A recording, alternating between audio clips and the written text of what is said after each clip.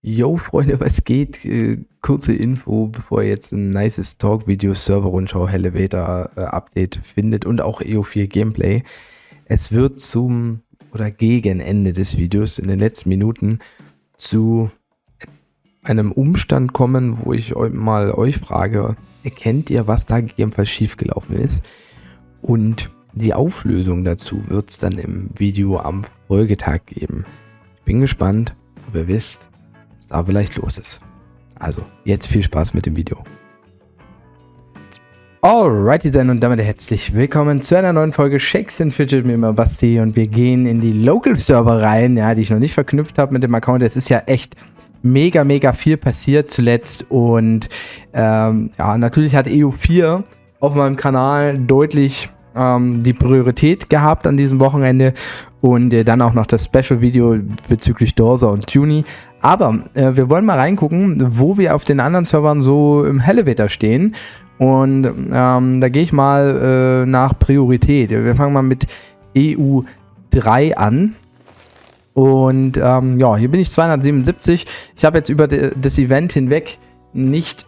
Also ich habe ein bisschen gelevelt, aber jetzt auch nicht viel. Meine Waffe ist relativ aktuell. Wir können mal hier gucken. Oh ja, guck mal, das ist natürlich auch fett gewesen, dass ich da jetzt hier gar nichts gemacht habe. Ja, das ist halt... Ja, EU3 ist für mich jetzt nicht der allerwichtigste Server. Und ja, ich lasse das nochmal laufen, nehme da nochmal einen Skip einfach mit. Wo stehen wir denn beim Elevator jetzt heute? Wollen wir mal angreifen hier. War jetzt auch nicht viel. Tag 4. Ne, Quatsch, Platz 4. Das ist nicht schlecht. Was ist mit der 1? Hier, Hall of Shame. Ja, Hall of Shame, Aszendente, dass die vorne sind, war klar. Fond Memories. Ich sag mal, der Abstand zu den hinteren Gilden ist genauso groß wie der Abstand zur Platz 3 Gilde. Natürlich denkt man ja, Platz 4, na, nicht so nice, aber im Prinzip geht es ja hauptsächlich ums Profilbild. Ansonsten sind, sag ich mal, die Boni jetzt nicht viel schlechter. Also hier geht es wirklich eher ums Profilbild, dass das fehlt. Und es ist halt so natürlich, wir sind ja auf einem Rangbereich, wo die 115 bei ganz vielen Spielern der Knackpunkt ist. Na, also wenn ich jetzt hier auch durchgehe, also ich muss ja auf jeden Fall noch spielen, habe heute noch nicht gespielt, hier den Elevator, werde den wahrscheinlich jetzt... Guck mal, wie schnell ich jetzt durchkomme. Ich möchte jetzt hier nicht 1000 Tries machen. Ich sag mal, der Berserker rasiert immer noch ganz gut weg. Bei den Magiern natürlich muss man jetzt gucken. Da gibt es dann die Bremsen und da, ich sag mal, Schleckereien kaufe ich mir im Prinzip eigentlich nur gegen die Magier. Ja. Und da haben wir jetzt hier einen Magier 113, der ist schon gar nicht so einfach zu legen. Wir nehmen mal hier den Lightning Damage mit, 37%. Den brauchen wir höchstwahrscheinlich. Gegen den, dann klappt der fast sowieso. Aber hier der 115. ist sehr schwierig. Also können wir mal vielleicht Lightning Damage oder sowas mitnehmen hier. 30% Fire Damage. Ja, Fire Damage 57%. Okay, den probieren wir mal. Den probieren wir damit mal. Mit 57% mehr Damage. Können auch noch mal ein bisschen skillen, ja, machen wir noch ein bisschen mehr Damage rein einfach. Wir brauchen Damage. Geht ja vielleicht auch. Ja, die Versuche sind knapp. Ja, es hat funktioniert. Ach, shit. Haben wir natürlich gleich den nächsten Intelligenzgegner. Aber, der hatte jetzt auch, obwohl wir Feuerschaden haben, war der relativ gut. Also vielleicht hatte ich einfach tatsächlich... keine Lucky Tries so weit. Nehmen wir mal wieder den Lightning Damage rein. Hier 20%. Also den einen Versuch, den ich gerade hatte mit 9 Millionen, würde ich jetzt definitiv packen. Ja, da sieht es halt wieder so aus, ne? Also da hat man schon relativ selten einen guten Try, glaube ich. Also keine Ahnung, ich verstehe es jetzt nicht so richtig. Aber so ist halt das Spiel, so ist halt RNG-Faktor basierend.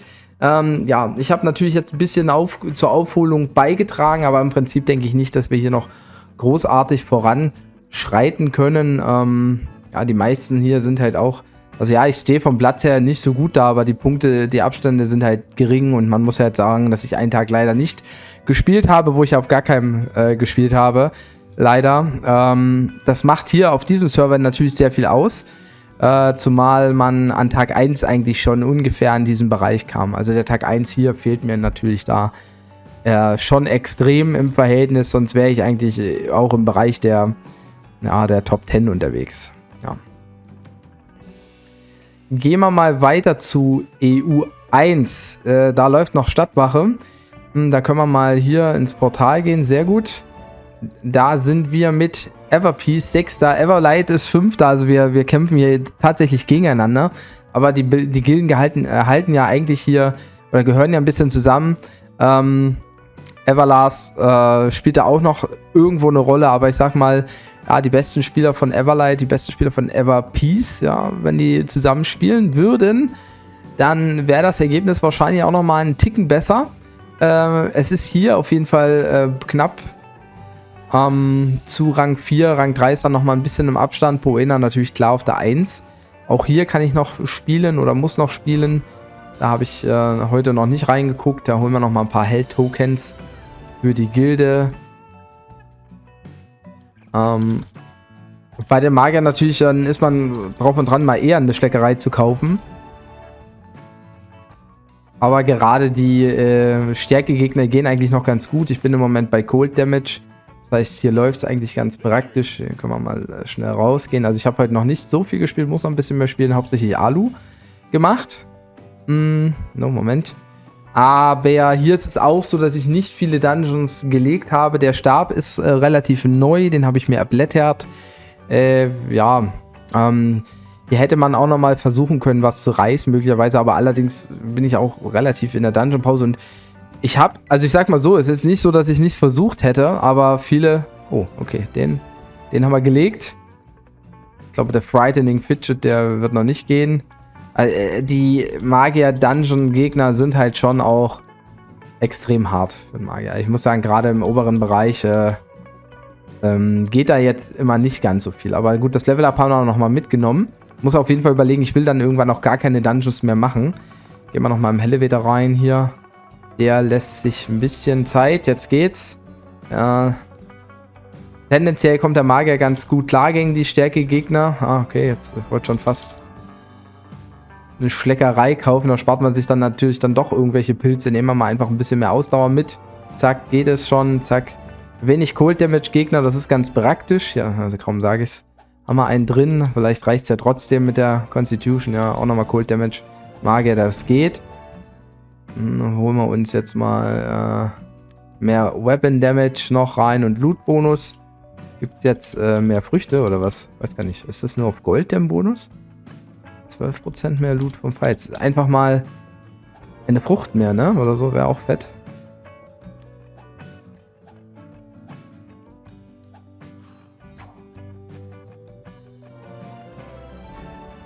Ich habe es jetzt auch gar nicht gesehen. Ich bin mir nicht sicher.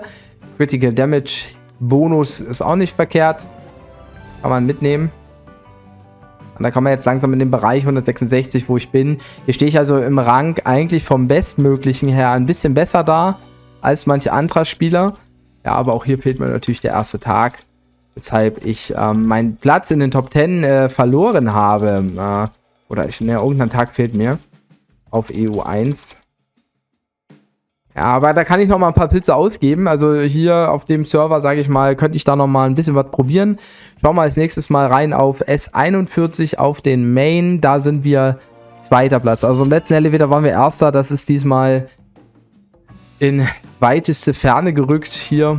Hier haben wir natürlich Gegner in anderen Bereichen. Auch hier viele Magier. Hier wechsle ich dann ganz gerne hin und wieder auch mal die Waffe, weil das natürlich mit dem Elementarschaden sehr sinnvoll ist. Eins der Vorteile für mich beim Assassin, dass man direkt zwei Waffen hat, wo man sagen kann, hey komm, okay, ich kann hier, ich klicke immer auf das Ding. Ich kann hier tauschen, let's go. Und dann sollte der Magier vielleicht auch schon noch fallen, 284 zu 296 im besten. Es ging.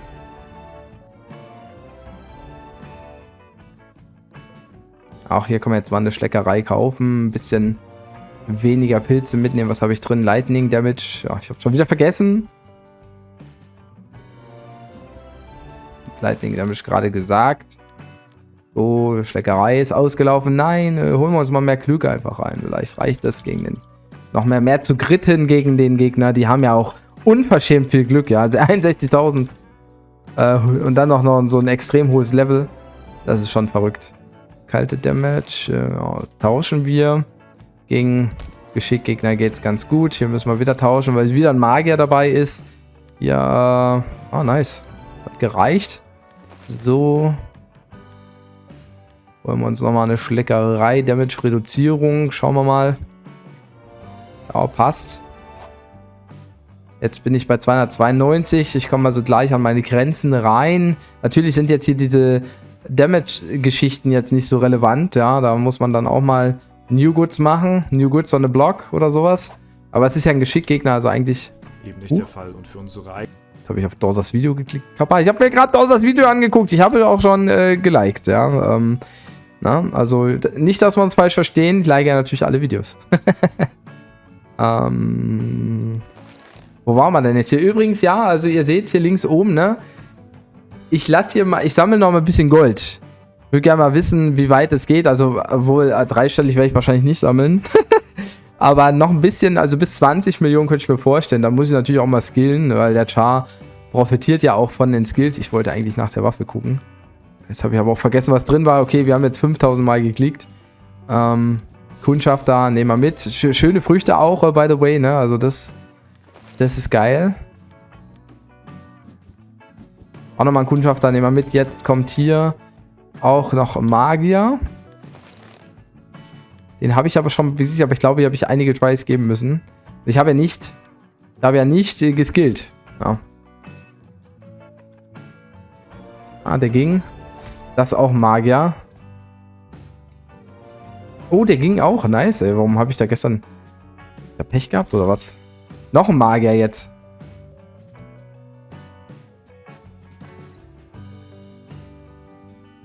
Ja, Critical Hit Bonus ist natürlich geil, aber der scheint... Ja, solche Tries habe ich gehabt eigentlich, auch gegen den alten und dachte, nee, gut, klappt nicht. Hab mir natürlich keine Berechnung angeguckt, aber hey, 297, fast 300, also 300 Floors natürlich mal zu schaffen, wäre ein nices Ziel. Jetzt kamen ja ein paar Magier, vielleicht kommt dann auch mal kein Magier. Und es sind noch 3 Leitfrüchte, also der ist schon sehr, sehr gut. Ja,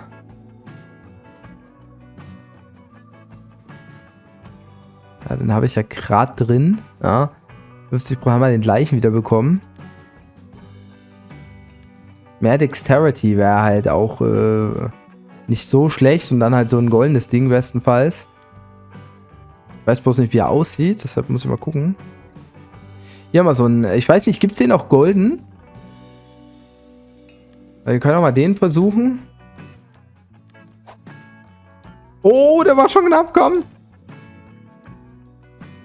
Oh, so viele knappe Versuche. Also wenn man so viele knappe Versuche hat, dann fällt der Dungeon. Nice. Und das ist jetzt hoffentlich ein Nicht-Magier. Nein, auch Magier. Trio with Rage. Nein, 298.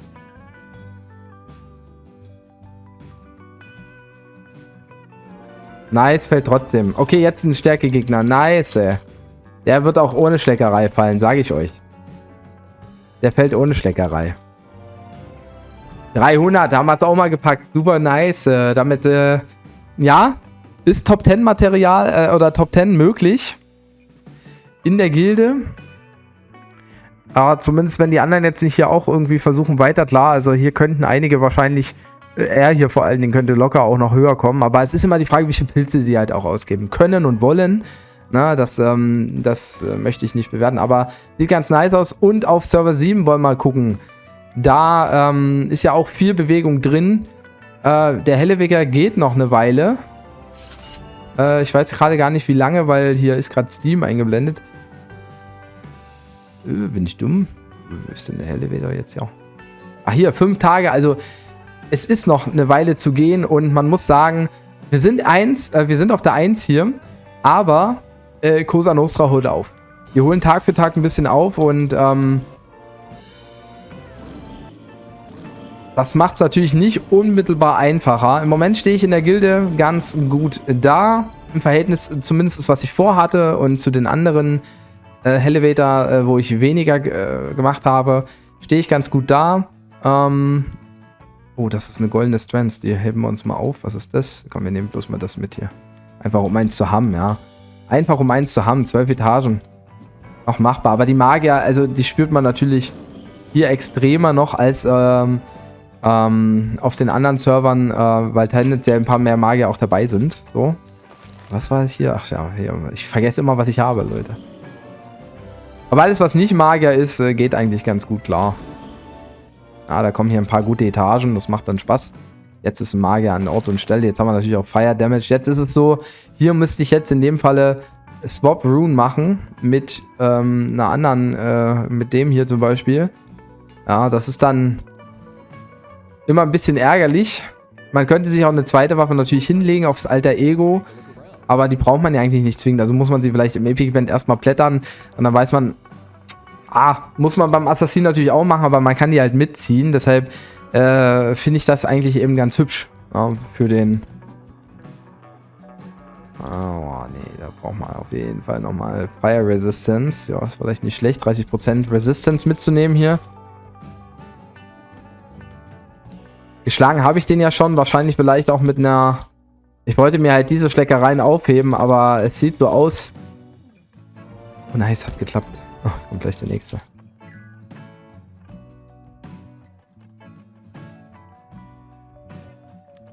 Nehmen wir jetzt mal den Crit-Schaden mit. Crit-Schaden gefällt mir besser. Wir müssen auf Damage gehen.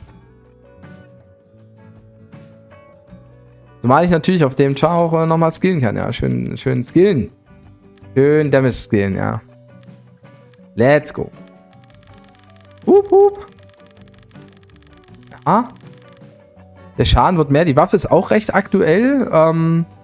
Von daher passt das.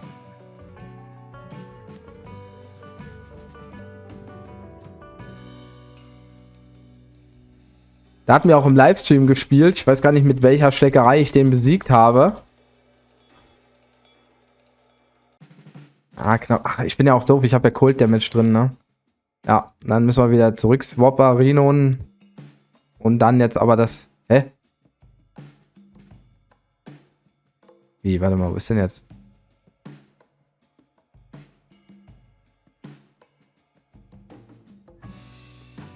Das check ich jetzt nicht.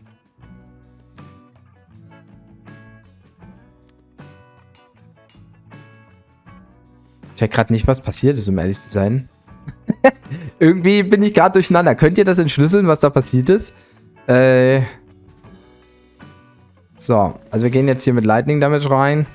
Ja, jetzt habe ich natürlich... Ja. Ach, fuck, jetzt habe ich die Pilze auf jeden Fall weggeschmissen.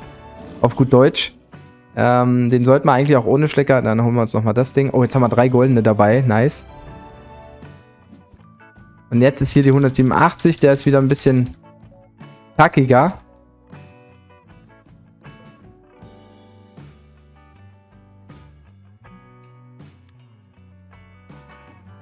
Oh, Lightning Damage, 60%, Fire Damage, 60%. Oh, dann nehmen wir mal den hier.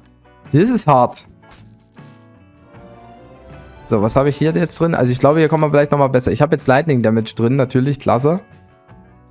Unglücklich gelaufen. Möchte jetzt nicht mehr tauschen. Aber es ist Gott sei Dank Geschickgegner. Ja. 189, den habe ich schon geschlagen. Aber wahrscheinlich brauchen wir jetzt dann doch mal hier den Kollegen. 40% mehr Damage. Fett. Und wieso kommt jetzt ein... Oh nein, dann holen wir uns den jetzt nochmal. Let's go. Ich würde dem noch ein paar Versuche geben. Nice, haben wir geschlagen. Sehr gut. Aber wieso kommt jetzt wieder... ist ein Stärkegegner. Aber wieso kommt dann genau das Element, was danach ist? Also ich hatte doch so ein geiles Ding, ey. Nervig. Sehr, sehr nervig. Gehen wir vielleicht auf Constitution. Vielleicht bringt es was. Aber eigentlich nicht. Eigentlich macht es der Schaden, würde ich sagen. 192 sind 2 Leute bei 196 hier. Er steht auch bei 192. Das sind halt die Magier, ja. Schade. Sehr ärgerlich, dass das mit den Elementen halt so lief, wie es jetzt lief. Aber hey, komm, wenn ich den schlage, muss ich morgen auch wieder mehr Pilze ausgeben. Wir lassen es mal. Ich bin Rang 17 Ja, nicht schlecht. Wir sind jetzt auf 1,6 Millionen wenigstens hochgekommen. Ja, aber wie gesagt, Cosa Nostra holt auf und gerade an den letzten Tagen war es immer relativ viel, was die alten Gilden aufgeholt haben. Vielleicht haben sie dann erst gepusht. Ich weiß es nicht. Man wird es sehen. Wie gesagt, der geht noch lange. Und wir haben natürlich schon auch vor, das Ergebnis vom letzten Mal zu halten mit 2,5 Millionen. Also ja, definitiv. Und wir wollen natürlich jetzt auch nochmal auf EO4 reingucken. Warum denn nicht? Warum denn nicht? Ja, die Players to Watch hat man aufgenommen. Sehr cool. Gehen wir nochmal im nächsten Part drauf ein. Casey Ryback übrigens auch sehr lecker in der Festung. Einige Leute sehr lecker hier in der Festung. Ich habe schon wieder 12 Krieger, die ausgewählt werden. Das können wir mal live machen. Okay, der jetzt nicht hier. Der auch nicht. Aber passt mal auf, Leute. Wir haben ja gleich die richtig fetten Dinger drin. MTX. Der hier ist nice. Ist nicht der fetteste. Lucid. Wow. Lucid ist, glaube ich, derjenige mit dem zweithöchsten Loot für mich. Tole hat auf jeden Fall auch einiges am Start hier. Man kann richtig fett farmen, ohne Witz. Müsste eigentlich schon wieder einen EU4-Part machen. Aber das machen wir jetzt einfach mal nicht. Amstaff hat auch ein bisschen was drin. Wir sehen ihn nicht hier. Ja, am besten mal scrollen, wenn das ist. Aber doch, oh ja, doch. Fett Loot. Schül. Nehmen wir auch mal mit. Mika, also sowas muss ich skippen, ne? Das ist echt, auf anderen Servern habe ich das genommen. Falscher Hase hier auch mit einem schönen Loot-Beutelchen am Start. Ja, der Einzige, der mich halt nicht angreift, ist Zombie. Aber Zombie hat halt noch mehr Loot sogar, ne? Hier haben wir Casey Ryback. Den nehmen wir mit. Ne, den muss ich skippen leider, den Kollegen. Dann, den muss ich auch skippen. Den müssen wir skippen. Never Lucky. Ja, selbst den müssen wir skippen, das ist krass. Ich nehme natürlich auch einen, der tendenziell mehr Steine hat, weil irgendwie Holz kriegt man meistens als erstes.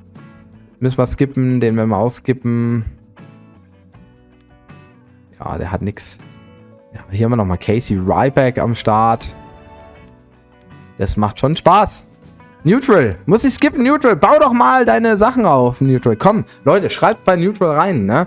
Soll seine Sammler machen, aber die kriegen halt auch einfach genug. Ich habe zum Beispiel Spiele drin geschrieben, auch, und der meinte halt auch, er schwimmt jetzt schon in Ressourcen durch ein paar Random-Angriffe. Und das ist ja genau das Ding. Deshalb bin ich ja so froh, dass das hier in der Festung klappt, dass wir sehr weit oben sind und viele Spieler, die hier sind, halt Zombie extrem, was der gibt. Ich glaube, ich habe ihn nicht mehr drin. Nee, wahrscheinlich nicht, oder? Zombie.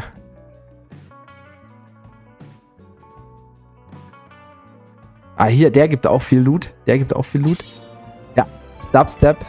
Dann ist er sogar Top 3. Ach doch, Zombie, hier habe ich ihn drin. Guck mal.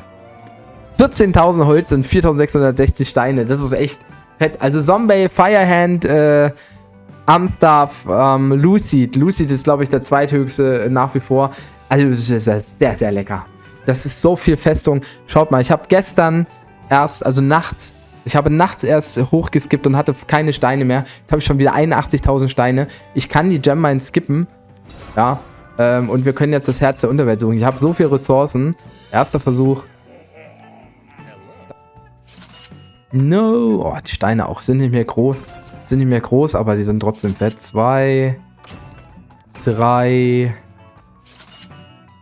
4. Nur Glücksteine, WTF. Nicht mal ein grüner Stein. 5. WTF, was ist das? Jetzt mal ein blauer. Okay, das sind schon einige Tries. Es kostet halt vor allen Dingen Pilze, ne? Das ist so ein bisschen nerviger. Die Pilze, die es kostet. Ja, den Stein kann ich jetzt wegwerfen. Hier, den brauchen wir nicht mehr. Wir bauen uns mal noch schnell hier einen neuen Inventarslot. Boah. Oh. Ich habe halt hier das Arbeiterquartier auf nur 6, ne? Das zieht halt extrem viele. Okay, Leute, ich lasse es jetzt erstmal. Ich habe schon, glaube ich, 10 Tries oder so gegeben. Das kann ja nicht sein. WTF. Wir werden mal das Arbeiterquartier ausbauen. Ja, nach dem Herz der Unterwelt werde ich höchstwahrscheinlich nicht mehr skippen. Also von daher ist es auch okay. Aber wow. Ich hatte bisher selten so viele Versuche geben müssen für das Herz der Unterwelt. 10 Tries, das sind 680 Pilze. WTF. Rausgeballert einfach. Krass. Und zumal wir noch ein paar Pilze ausgeben müssen hier. im Dungeon. Okay, ja gut. Natürlich Vulkangeist, das ist jetzt die Frage mit den besseren Steinen, wenn ich sie halt hätte. Ich habe ja bisher nur einen besseren Stein. Ob der dann vielleicht sogar doch fällt. Ich habe ja im letzten Part gesagt, der ist fast nicht schaffbar. Aber mit der Unterwelt und dem besseren Stein könnte es vielleicht dann doch gehen. Gut, das war's dann erstmal von mir. Wir haben uns den Helle wieder angeschaut. Gibt natürlich dann nochmal ein Endfeedback. Ich bin ganz gut aufgelegt, spiele auf jeden Fall mit meinen Möglichkeiten, die ich habe und hoffe, dass dann auch alle Leute in den Gilden soweit zufrieden sind mit mir. Und dann würde ich sagen, haut rein, macht Tschüss und Servus, euer Basti.